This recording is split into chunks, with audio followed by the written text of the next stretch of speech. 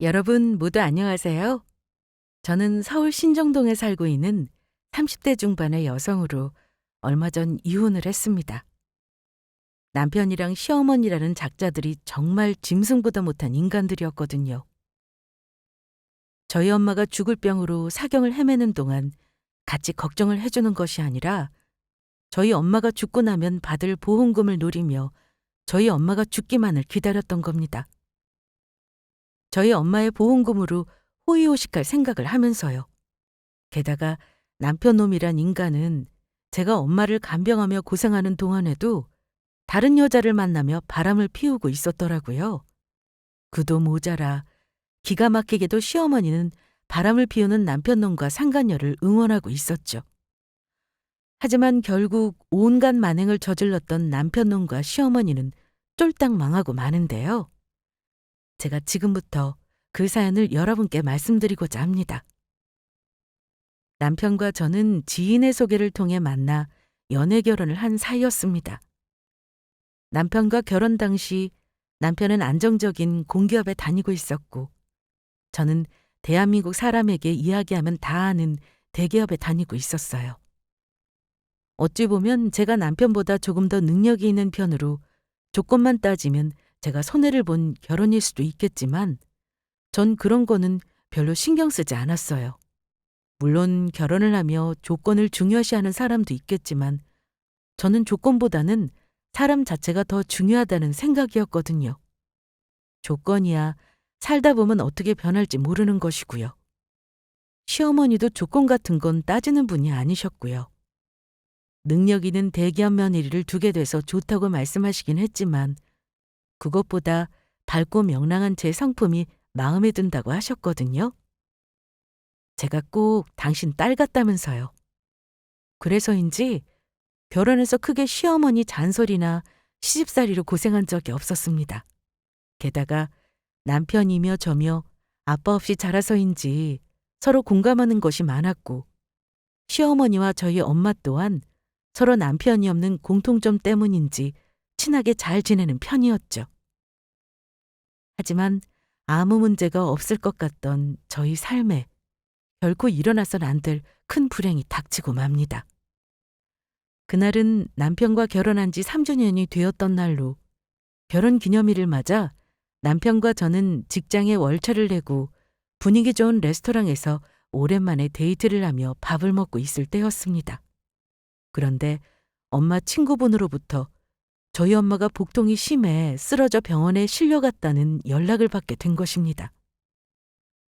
그래서 전 남편과 함께 급하게 병원으로 달려갔고 그곳에서 청천벽력 같은 소식을 듣게 되었죠. 저희 엄마가 간암 말기라는 이야기였습니다. 그러면서 의사 선생님이 하시는 말이 이미 손을 쓸 수 없는 상황이라 수술이나 치료도 받을 수 없고 2개월 시한부라는 것이었어요. 순간 전 하늘이 무너져 내리는 기분이었습니다.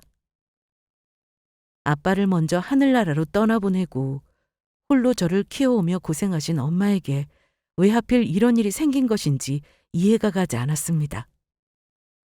아직도 제 눈앞에 멀쩡히 살아있는 엄마가 곧 죽을 거라니 그냥 모든 상황이 꿈을 꾸는 듯 했어요. 그런데 제가 무너지는 모습에 안 되겠는지 남편이 저를 위로해 주더라고요. 여보 어떡해. 우리 엄마 2개월밖에 못 산대. 나 아직 엄마한테 제대로 된 효도도 못 해드렸는데 내가 엄마를 어떻게 보내? 나 엄마 보낼 자신 없단 말이야. 왜 하필 우리 엄마가 아파야 하는데 왜 하필 우리 엄마야? 여보 힘내. 당신이 이렇게 슬퍼하는 거 알면 장모님도 속상해 하신다고. 그리고 남들이 뭐라고 그러든 우리라도 희망을 버리지 말자. 사람 앞니는 모르는 거라고 그랬어. 그러니까 장모님이 언제 떠나실지 모르겠지만 우리가 장모님 살아계실 동안 우리가 잘 챙겨드리면서 행복하게 해드리자. 당신 곁에는 내가 있잖아. 그러니까 기운 내. 알겠지? 알겠어. 힘내볼게. 고마워 여보. 남편의 위로에 저는 그래도 조금 힘을 낼 수 있었어요. 그래서 전 엄마를 호스피스 병원으로 옮기며 남편과 의논 후 회사를 관두기로 결정을 내렸습니다. 제가 일하는 분야가 특수 직종이라 회사야 제가 원하면 얼마든지 좋은 곳으로 다시 들어갈 수 있었고, 지금은 엄마와 함께하는 시간이 더 중요하다는 생각이 들었거든요. 제 손으로 엄마를 직접 돌보지 않고 보내드린다면 평생 후회로 남을 것 같았습니다. 그래서 전 엄마를 호스피스 병원에 입원시키며 같이 생활하게 되었습니다. 그런데 엄마가 병원에 입원하자마자 저를 속상하게 하는 소리를 하고 맙니다. 미영아, 실은 엄마가 너 모르게 예전에 생명보험이랑 암보험 들어놓은 게 있거든? 전부 합치면 10억 정도 될 거야. 그러니까 잊지 말고 엄마 죽으면 꼭 잘 챙겨놔. 엄마가 가면서 우리 딸한테 해줄 수 있는 게 이런 거밖에 없어서 미안하다. 왜 벌써 그런 말을 해? 그리고 엄마, 나 돈 같은 거 필요 없어. 엄마만 내 곁에 있으면 된다고. 그러니까 엄마 가지 마. 내 곁에서 나 손주 낳는 것도 보고 오래오래 살아달란 말이야. 바보같이 그러면 안 된다는 걸 알면서도 저는 그만 감정을 주체 못하고 엄마에게 어린아이처럼 떼를 쓰고 말았습니다. 아직 엄마를 보낼 준비가 안 되었던 겁니다. 제가 침대 위에 앉아있는 엄마 무릎에 얼굴을 묻고 펑펑 울자 엄마는 그런 저의 머리를 말없이 쓰다듬어 주셨습니다. 슬픈 와중에도 그래도 감사한 일이 있다면 엄마를 돌보기 위해 집에 가지 않고 호스피스 병원에서 생활하는 저를 남편이며 시어머니까지 모두 응원하며 이해해 주었다는 것이었죠. 남편에게 제대로 신경을 쓰지 못하는 저를 보며 시어머니가 뭐라고 할 줄 알았는데 전혀 그런 소리가 없었던 겁니다. 어머니, 죄송해요. 지금은 엄마 곁에 있어야 할 것 같아서 남편에게 전혀 신경을 못 쓰고 있어요. 괜찮다. 지금은 네가 그런 거 신경 쓸 때가 아니야. 나도 우리 남편 아파서 투병할 때 자꾸 못 해준 것만 생각나서 아직도 생각하면 미안하고 마음이 아프다. 그러니까 미영이 너는 후회가 남지 않도록 어머니 살아계시는 동안 옆에서 잘해드려라. 그래야 가슴에 한이 안 남아. 뭐 우리 아들놈이야 다 큰 어른이고 지가 스스로 알아서 챙기겠지. 안 그러냐? 어머니, 그렇게 말씀해 주셔서 정말 감사해요. 제가 나중에 남편한테 정말 잘할게요. 약속 드릴게요. 알았다. 간병인이 건강해 아픈 환자도 잘 보는 거니까 미영이 너도 건강 잘 챙기고 힘든 일 있으면 언제든지 말하고 네 곁에 나랑 우리 아들이 있다는 거 잊지 말고 알겠지? 네, 어머니. 제 마음을 이해해주는 시어머니와 남편에게 그저 고맙고 미안할 따름이었습니다. 그런데 그날 저녁 남편이 퇴근하고 엄마 병문안을 오게 되었고 병실에서 저와 저녁밥을 먹고 돌아가던 남편이 갑자기 이상한 걸 물었습니다. 그런데 여보, 장모님 사는 아파트 집값 많이 오르지 않았어? 엄마 집? 당신 말대로 집값이 오르긴 많이 올랐을 거야. 아빠가 살아있을 때 산 거라 그때만 해도 싸게 산 아파트였는데 요즘에는 아파트 집값이 엄청 많이 올랐더라. 그런데 그건 갑자기 왜? 어? 그냥 갑자기 궁금해져서. 장모님 아프시니까 집 관리하기도 힘들 것 같고 그래서 걱정돼서 참고 삼아 물어본 거였어. 그러면 장모님 간병 잘하고 나 이만 가볼게. 그때까지 저와 저희 엄마를 걱정해주는 남편과 시어머니의 행동이 전부 진심이라 생각했습니다. 두 사람이 저에게 시커먼 속내를 숨기고 있다는 사실은 전혀 모른 채요. 겉으로는 옆에서 걱정해주는 척하며 엄마를 임종까지 잘 돌보라는 소리에 그 말이 진짜인 줄 알았던 겁니다. 순진하게도 말이죠. 어쩌면 제가 엄마에게만 신경 쓰느라 이상한 낌새를 알아차리지 못했을지도 모릅니다. 그때는 그 정도로 제가 제정신이 아니었으니까요. 하지만 흐르지 않았으면 하는 시간은 점점 흘러갔고 제발 찾아오지 않았으면 했던 엄마가 떠날 날이 가까이 다가오고 말았습니다. 엄마가 갑자기 상태가 안 좋아지며 혼수 상태에 빠져 깨어나지 못하고 사경을 헤매기 시작했던 겁니다. 침대에 가만히 누워 산소 호흡기에 의지해 누워있는 모습에 저는 절망하고 말았죠. 결국 전 참았던 눈물을 터뜨리고 말았고 제 연락을 받고 급하게 온 남편도 저와 같이 울어줬습니다. 우리 장모님 떠나면 안 되는데 불쌍해서 어떡해. 장모님 제발 가지 마세요. 저희 곁에서 하루라도 더 살아주세요.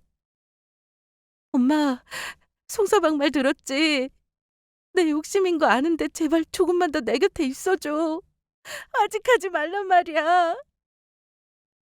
옆에서 엄마가 아파하는 모습을 지켜보며 차라리 엄마가 일찍 가는 게 엄마를 위해 더 좋지 않을까 하는 생각도 했었어요. 그런데 막상 엄마가 정말로 떠날 날이 가까워져 오자 그런 생각이 싹 사라지더라고요. 1분 1초라도 그저 제 곁에 머물러 주길 바라는 마음뿐이었습니다. 그런데 제 곁에서 엄마를 지키던 남편이 울다 말고 회사에 급하게 연락할 일이 생겼다면서 자리를 비우더라고요. 그래서 저는 정말로 아무런 의심 없이 남편이 회사에 전화를 하러 가는 줄 알았어요. 그런데 제가 엄마 옆을 지키다 간호사 선생님께 물어볼 말이 있어 나가게 되었는데 복도 남자 화장실에서 남편이 휴대전화로 통화하는 목소리가 들려왔던 겁니다. 그리고 그 내용을 듣고 저는 깜짝 놀라고 말았죠. 엄마, 이제 진짜 장모님 가려나 봐요. 장모님 죽으면 집사람이 받게 되는 보험금 10억 전부 우리 돈이라고요. 나 너무 기뻐서 웃음 나오려는 거 집사람 앞에서 참느라 혼났다니까. 장모님이 그동안 하도 괜찮아 보여서 죽지 않고 암이 다 나아서 다시 살면 어떻게 하나 걱정했는데 그게 아니었더라고. 이제 진짜 가려나 봐요. 엄마, 곧 집 사드릴 테니까 집 알아보세요. 우리도 장모님 덕분에 앞으로 부유하게 좀 살아보자고요.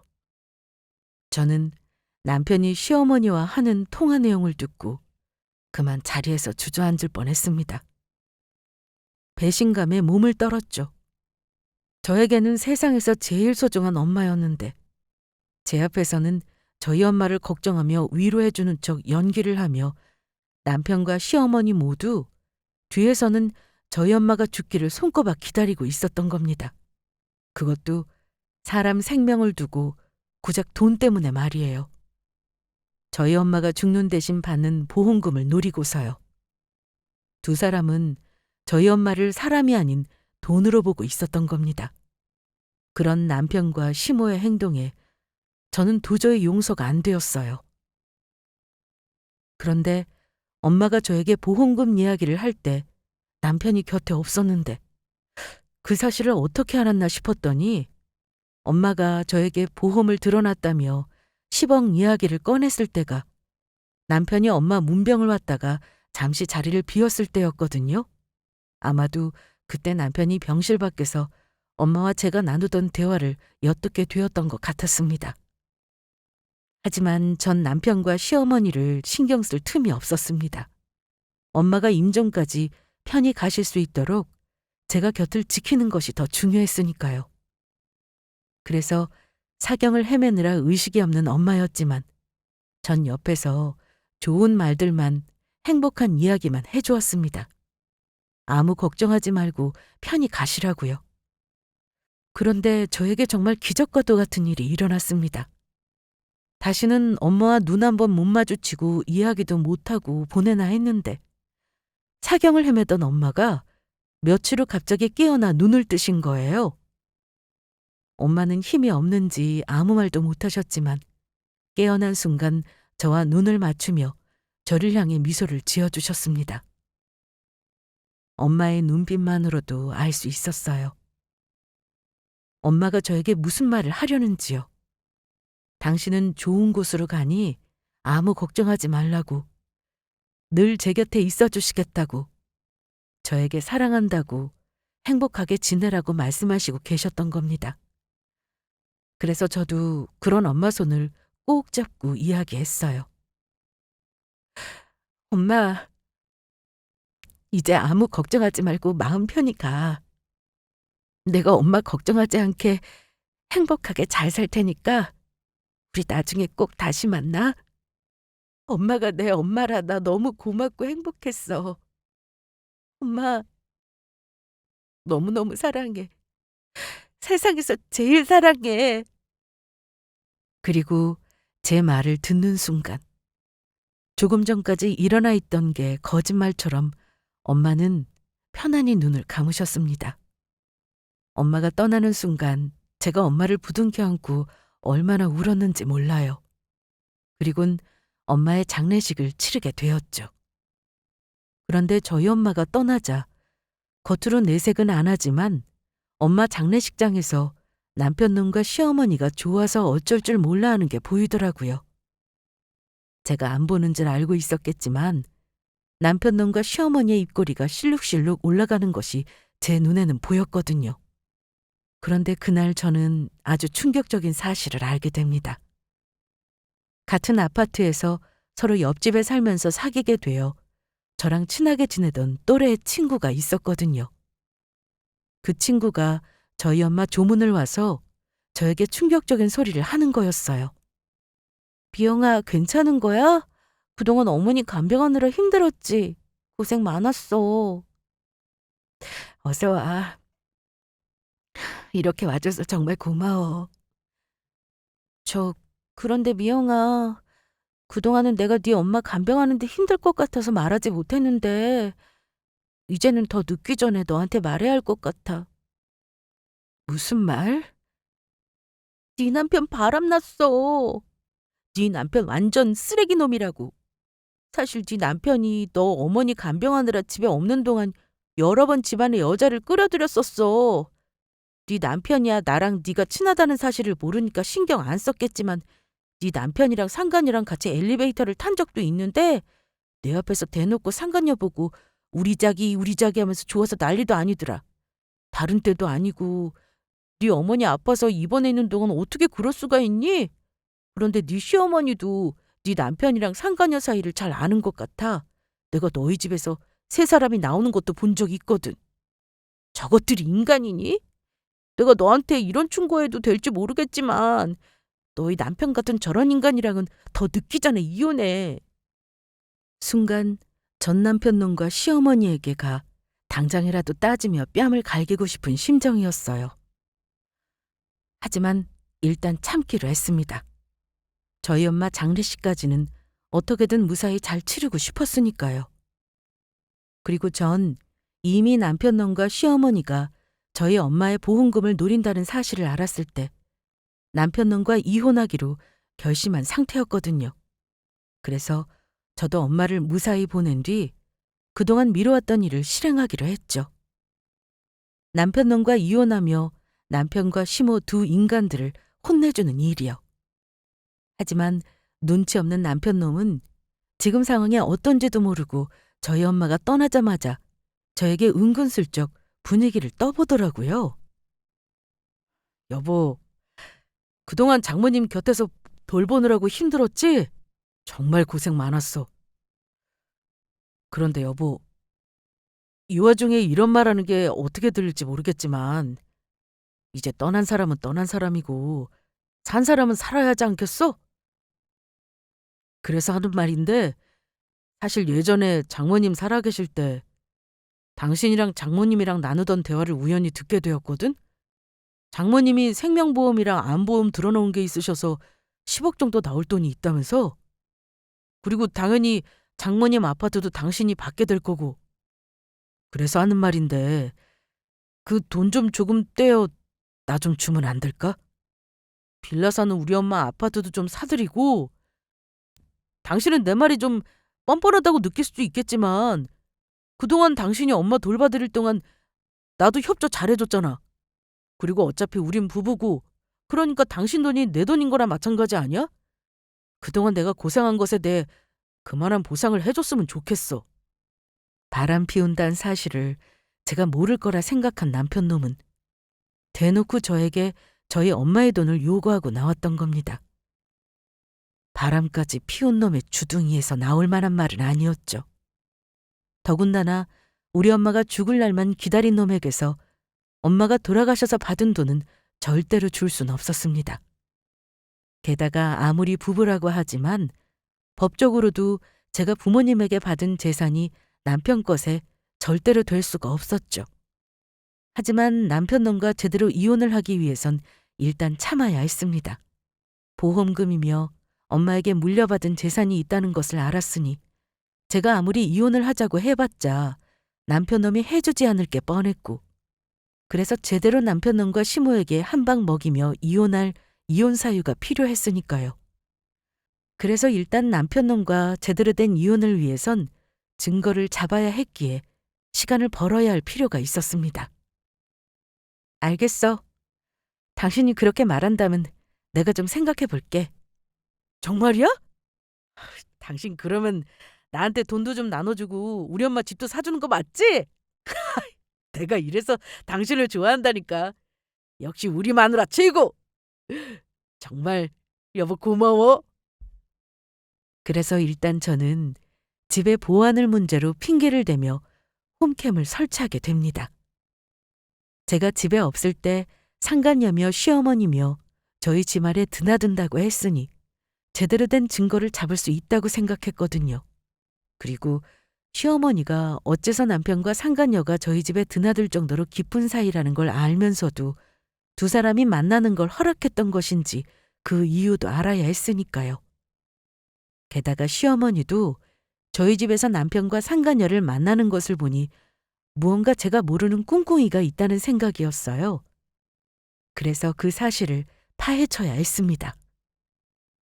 집에 홈캠을 설치하려고 했을 때 마침 옆 동네 아파트에 도둑이 들었다는 소식도 있었고, 남편에게 아무 의심 없이 집안에 홈캠을 설치할 수 있었죠. 사실은 남편놈이 제가 집에 없을 때 뭐 하나 증거를 잡기 위한 것이었지만요. 그래서 전 일부러 남편놈에게 당분간은 친정집에서 머물겠다고 말했어요. 엄마를 추억할 시간도 필요하고 엄마 아파트를 정리하려면 아무래도 제가 한동안은 저희 엄마 집에서 지내는 게 좋겠다는 핑계를 대면서요. 그리고 더러운 남편놈과 단 한순간이라도 같은 공간에서 살고 싶지 않았거든요. 그런데 제 계획을 알리 없는 남편놈은 제가 엄마 집을 정리하는 것도 모자라 제가 집을 비워 상간녀를 마음 놓고 집에 불러 만날 수 있다는 생각에 아주 신난 것 같더라고요. 그래서 전 중요한 짐들을 남편 몰래 싸 짐가방에 넣었습니다. 이날을 끝으로 남편놈과 다시는 같이 살지 않을 생각으로요. 남편놈은 짐가방을 들고 친정으로 떠나려 하자 슬픈 척 연기를 하더라고요. 아주 가증스럽게도 말이에요. 여보, 우리 이렇게 또 떨어져 지내야 하는 건가?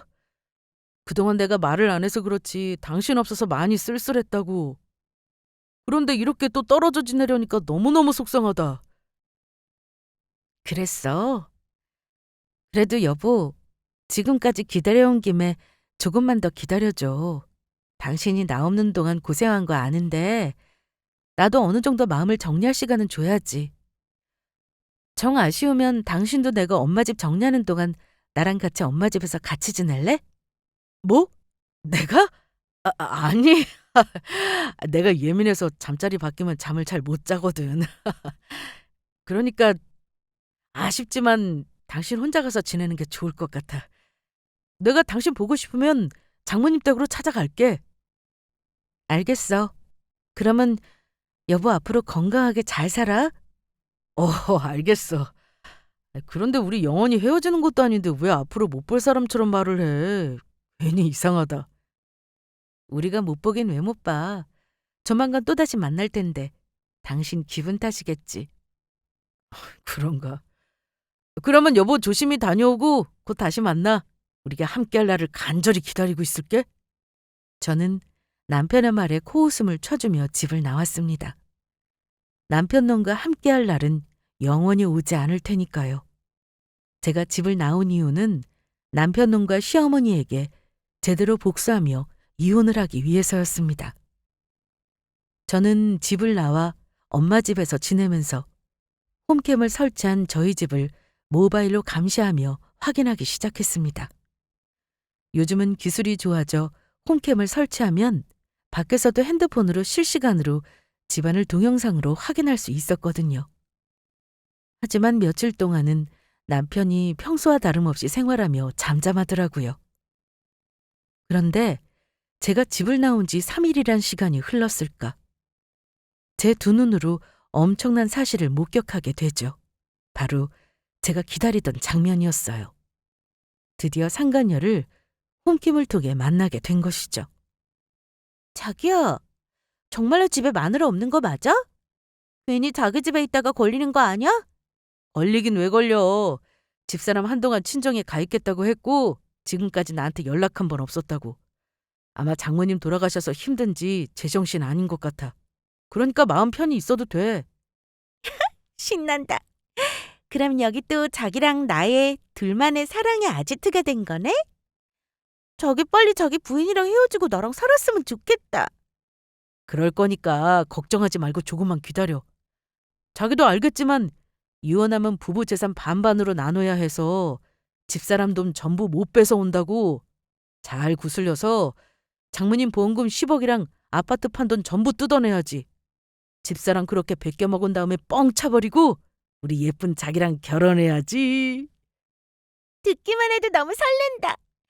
그러면 난 자기만 믿고 있는다. 우리 자기가 최고. 내가 좀 멋지긴 하지? 그리고 얼마 지나지 않아 시어머니까지 상간녀를 보기 위해 저희 집으로 들어오는 게 보였습니다. 우리 현진이 왔다면서? 그래서 내가 우리 능력 있는 미래 며느리 보러 이렇게 왔다. 어머니 오셨어요? 그동안 잘 지내셨어요? 그럼 잘 지내고 말고. 우리 미래 며느리도 잘 지냈나? 맨 처음에 우리 아들이 이혼하고 자기랑 새로 결혼할 사람이라면 너 데리고 왔을 때 내가 얼마나 놀랐는 줄 아니? 강남의 피부관리사까지 운영하는 능력 있고 돈 많은 아가씨가 내 며느리가 된다고 해서 얼마나 기뻤는지 모른다. 꼭 횡재한 기분이었다니까. 엄마, 아무리 집사람이 다시 취업하면 대기업 들어갈 수 있다고 하지만 어디 강남의 피부관리사를 운영하는 사장님만 하겠어요? 내가 여자 하나는 기가 막히게 잘 골랐지. 그렇고 말고. 대기업 다녀봤자 그깟 연봉 얼마나 한다고. 나는 대기업 다닌 며느리보다 강남의 피부관리샵 운영하는 돈 잘 버는 며느리가 더 좋구나. 우리 부자 며느리 최고다. 현진이 너 지금 가게 장사 잘 돼서 다른 곳에 피부관리샵 하나 더 차릴 생각이라고 했었지? 우리 아들이 며느리한테 돈만 뜯어내면 바로 이혼하고 그 돈으로 현진이 너 새로 차리는 샵에 투자하고 결혼도 할 생각이니까 우리 믿고 조금만 더 기다려줘야 한다. 알겠지? 우리 아들이 그 돈으로 나 집까지 사주기로 했다고. 네, 어머니의 미래 며느리로서 얼마든지 기다려드릴 테니까 너무 걱정하지 마세요. 그래, 정말 고맙다. 역시 돈이 많아서 그런가. 현진이 네가 배포 한번 크구나. 너희 두 사람 내가 언제나 응원하고 있으마. 세 사람의 대화 내용에 저는 어처구니가 없었습니다. 떡 줄 사람은 생각도 안 하고 있는데 저희 엄마 보험금과 집을 판 돈으로 무엇을 할 건지 자기들끼리 계획을 세우고 있었으니까요. 게다가 시어머니까지 왜 남편과 상간녀가 만나는 걸 가만히 두고 있었는지 그 이유도 알게 되었죠. 남편의 상간녀가 저보다 돈 잘 버는 능력 있는 사람 같으니 남편과 저를 이혼시키고 상간녀와 결혼을 시킬 생각이었던 것입니다. 그런데 제가 정말 놀란 부분은 그게 아니었어요. 진짜 충격적인 사건은 그 다음에 벌어졌으니까요. 남편과 엄마가 상간녀에게 음식을 해먹이겠다면서 장을 보러 마트에 가겠다고 자리를 비우게 되었는데 집에 남아있던 상간녀가 이상한 행동을 하기 시작했던 겁니다. 집안을 뒤져 금품들을 훔치기 시작했던 겁니다. 저야 더러워서 제가 결혼하고 산 아끼던 폐물들은 챙겼지만 결혼 반지는 빼버리고 왔거든요. 그런데 상간녀가 집을 뒤져 제 결혼 반지며 남편 비싼 시계까지 전부 챙기더라고요. 하지만 더 충격적인 사실은 남편과 시어머니가 자리를 비운 사이 상간녀가 누군가에게 전화를 걸어 한 통화 내용이었습니다. 여보. 지금 잘 속이고 있어.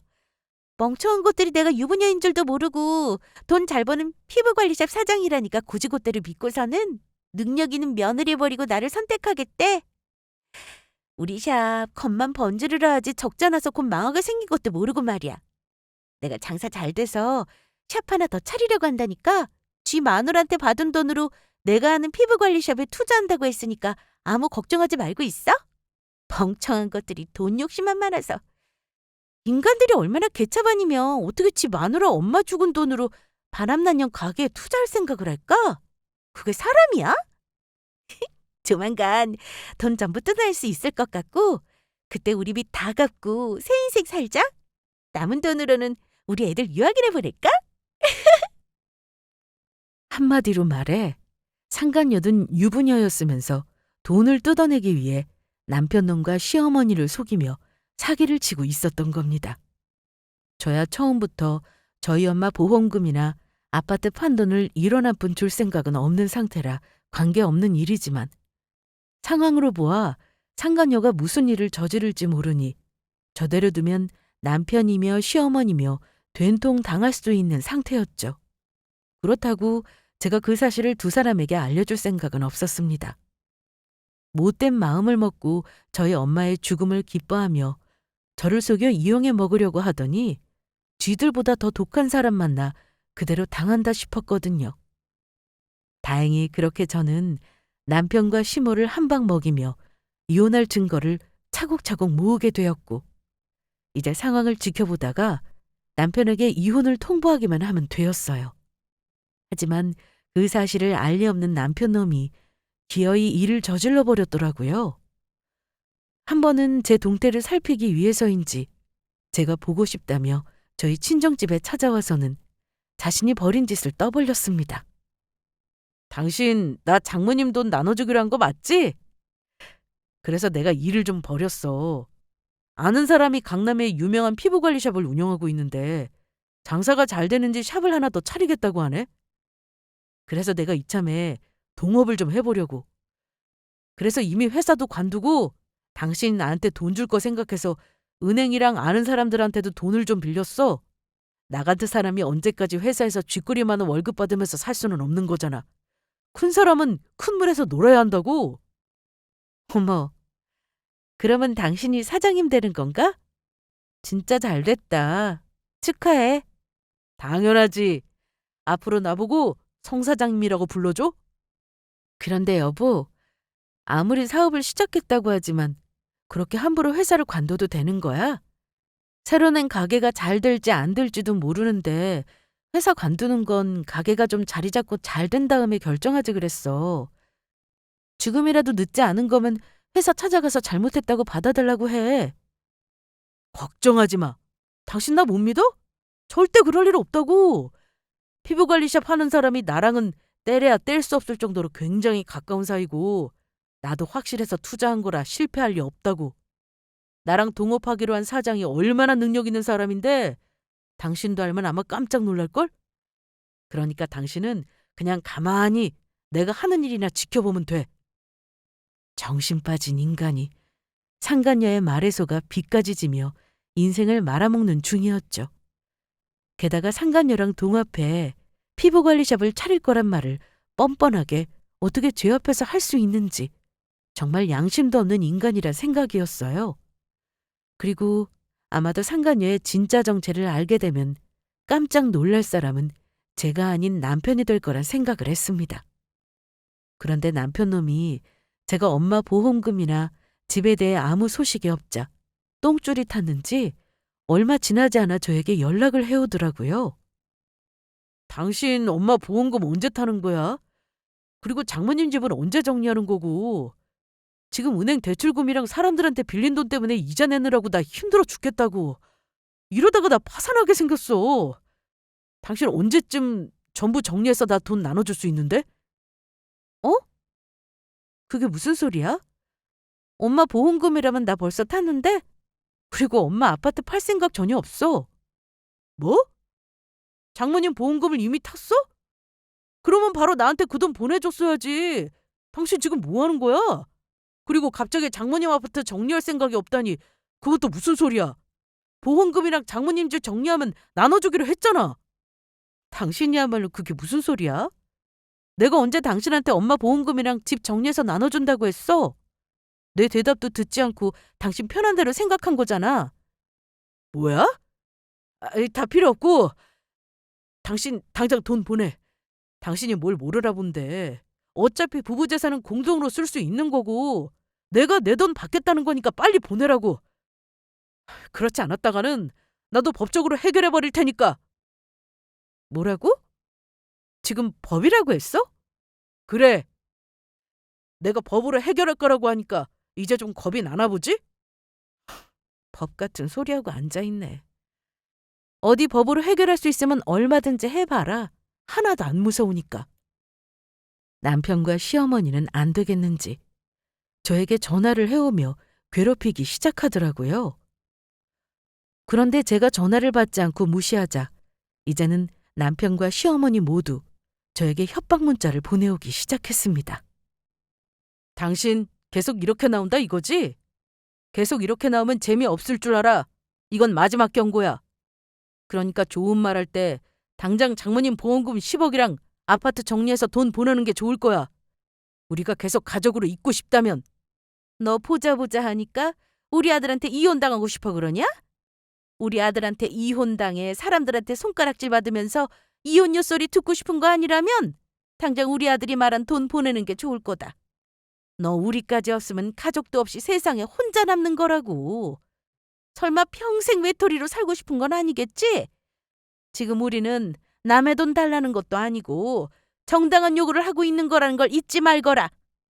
어차피 저에게 돈을 뺏으면 이혼하고 상간녀에게 갈 생각이면서 그 사실은 쏙 뺀 채 남편과 시어머니는 끝까지 저를 속이며 이혼을 무기 삼아 이야기하고 있었습니다. 제가 남편 놈과 간절하게 이혼을 하고 싶어 한다는 사실을 알지 못한 채요. 그래서 전 모든 일을 마무리 짓기 위해 카페로 남편과 시어머니를 부르게 되었죠. 혹시 사람이 없는 집에서 만나자고 했다가는 무슨 일을 당할지 알 수 없었으니까요. 하지만 제가 겁을 먹고 순순히 돈을 내어주기 위해 만났다고 생각한 남편이며 시어머니는 의기양양한 모습이더라고요. 내가 이혼하자니까 겁 좀 먹었나 보지? 이렇게 보자고 한 걸 보면. 그러게. 진작 좋게 이야기할 때 순순히 주직을 했어. 네가 우리 아들한테 이혼당하지 않고 계속 살고 싶은 거면 아주 잘 결정한 거다. 그래서 말인데 이제는 상황이 달라졌다? 네가 우리 아들한테 이혼당하고 싶지 않고 계속 우리 식구로 지내고 싶은 거면 네 엄마 보험금이랑 집 한 돈 전부 우리한테 줘야 할 것 같다. 내가 미쳤다고 당신들한테 엄마 보험금이랑 집까지 팔면서 그 돈들을 전부 줄 것 같아? 니들한테 그 돈을 주느니 차라리 내가 혀깨 물고 죽는 게 낫다. 너, 이 버릇없는 것? 지금 네 시어미한테 당신이라고? 니라고 한 거냐? 당신 정말 이럴 거야? 그러면 오늘 엄마랑 나 불러서 왜 보자고 한 건데? 그리고 계속 당신 이런 식으로 뻗팅기면 나도 어쩔 수 없어. 당신이랑 이혼하는 수밖에. 그래, 하자. 그 이혼. 나도 지금 그 말하려고 만나자고 한 거니까. 나도 우리 엄마 보험금이랑 엄마 집 노르면서 바람까지 피운 너 같은 쓰레기 같은 놈이랑 더는 같이 살고 싶지 않으니까. 당신이 내가 바람 피운 걸 어떻게... 네 놈이 상간녀랑 바람 피우면서 우리 집에 드나드는 거 나랑 친한 동네 친구가 봐서 이미 다 알고 있었거든? 네가 숨긴다고 내가 모를 줄 알았냐? 그리고 네 놈이 그때 병원 화장실에서 어머니랑 휴대폰으로 하는 이야기도 전부 들었어. 우리 엄마가 죽어서 보험금 10억을 받게 돼서 기뻐? 그것도 모자라. 우리 엄마 아파서 내가 병원에 있는 동안 어떻게 다른 여자랑 바람까지 피워서 집에 끌어들일 생각을 해?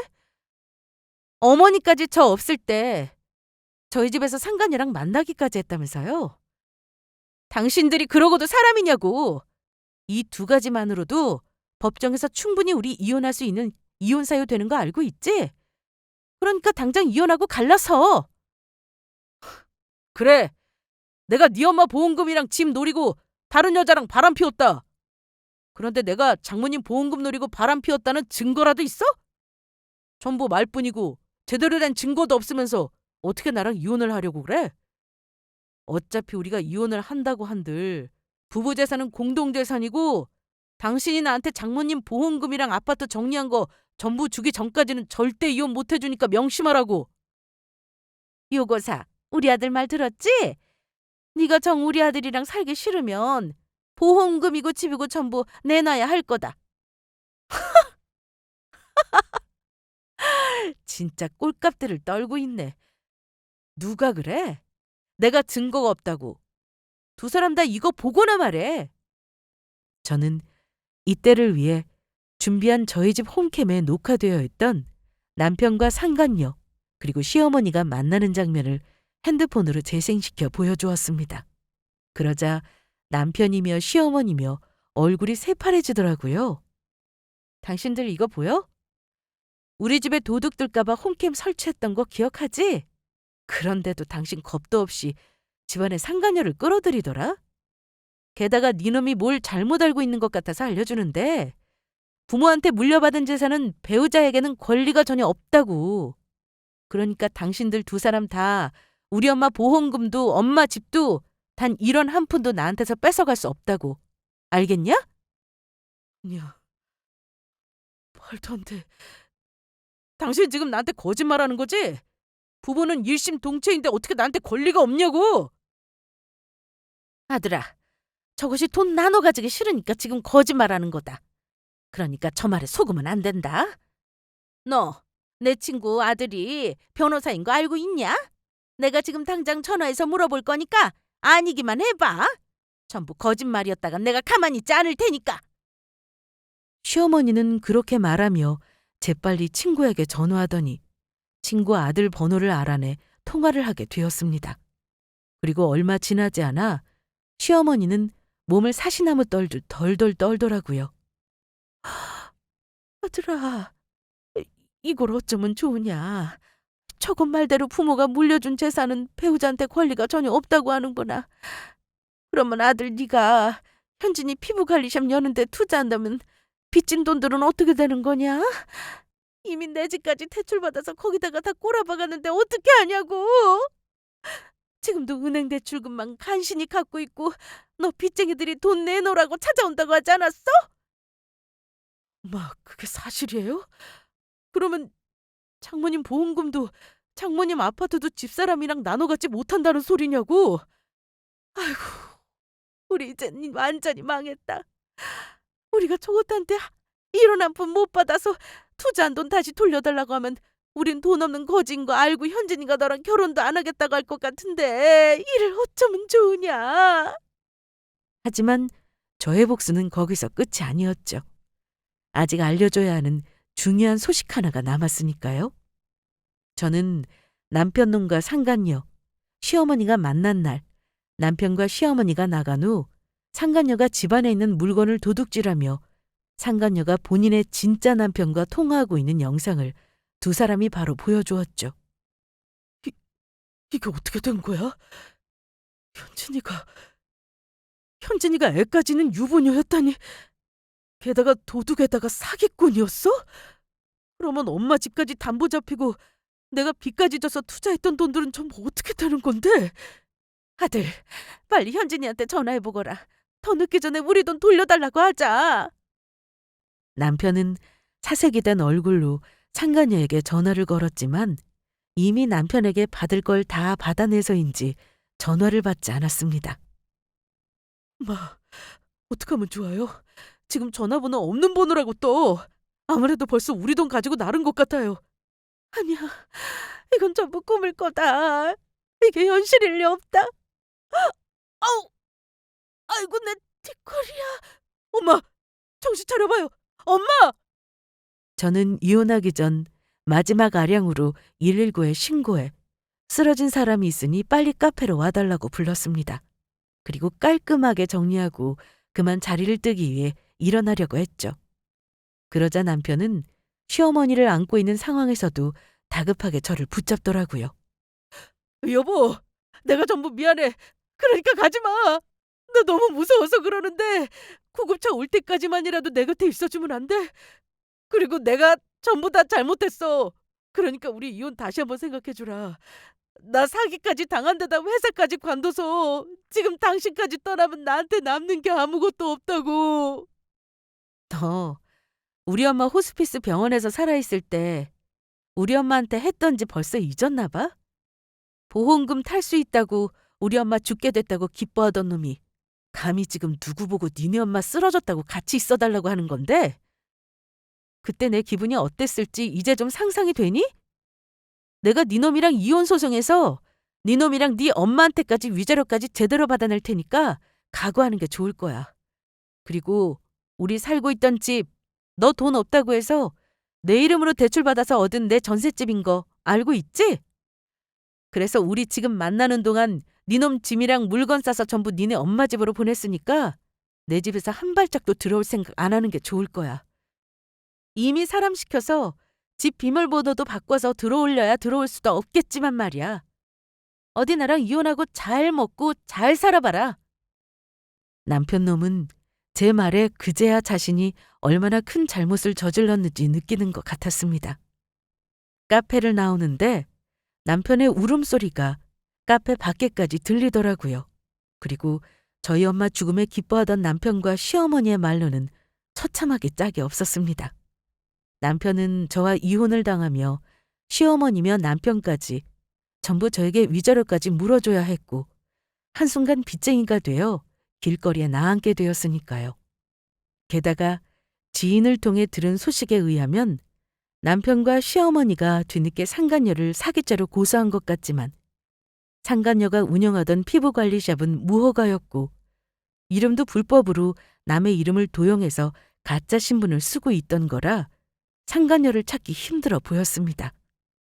그제야 남편이며 시어머니며 저에게 했던 짓들을 전부 후회하는 것 같았어요. 그리고 저는 현재 살던 전셋집을 정리하고 엄마 집으로 이사를 와 생활하고 있습니다. 직장도 새로 취업을 해 다시 다니기 시작했고요. 아직 엄마가 많이 보고 싶고 그립긴 하지만 엄마에게 약속한 대로 행복하게 살기 위해 노력하려 합니다. 그래야 하늘에 있을 엄마도 아빠와 함께 안심할 수 있을 테니까요. 우리 모두 잘못을 저지르면 언젠가 벌을 받게 된다는 사실을 잊지 않았으면 좋겠습니다. 그러면 이만 제 사연을 줄이도록 하겠습니다. 모두 들어주셔서 감사합니다.